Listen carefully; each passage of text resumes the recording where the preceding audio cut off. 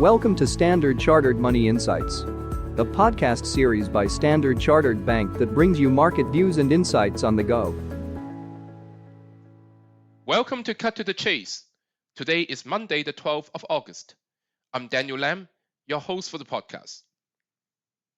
The question that is in most investors' minds right now is that, are we out of the woods yet?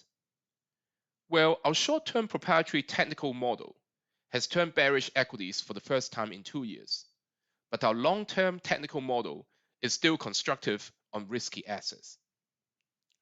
As we talked about in our podcast over the last couple of weeks, there are scaling in opportunities to buy US growth stocks for the medium term, as valuation has now turned cheaper, while earnings in US equities continue to be robust.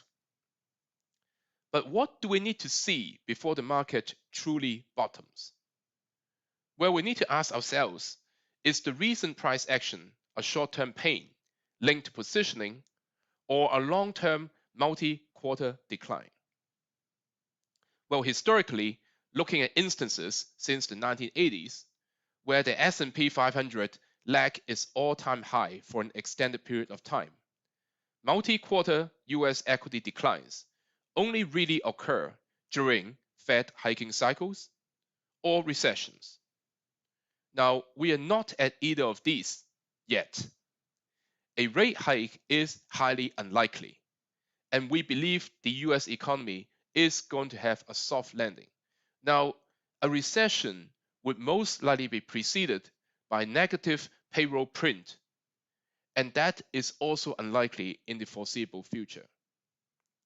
So therefore, we should be watching out for tactical indicators, and the key ones are retail capitulation in US equities and a broader investor de-risking.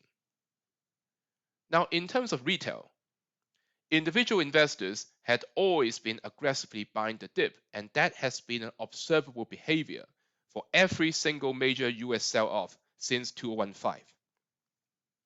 This has also been the case in the current drawdown, with the run rate over the past week at the highest level over the past 10 years. And this current level of buying is unlikely to be sustainable. So such material reduction in buying from retail usually happens in the days and weeks before equity markets truly bottoms.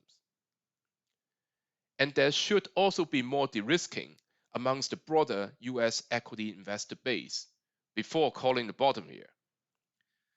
Systematic investors, such as the CTAs, risk parity, and volatility targeting strategies, they have taken down exposure dramatically over the past couple of weeks.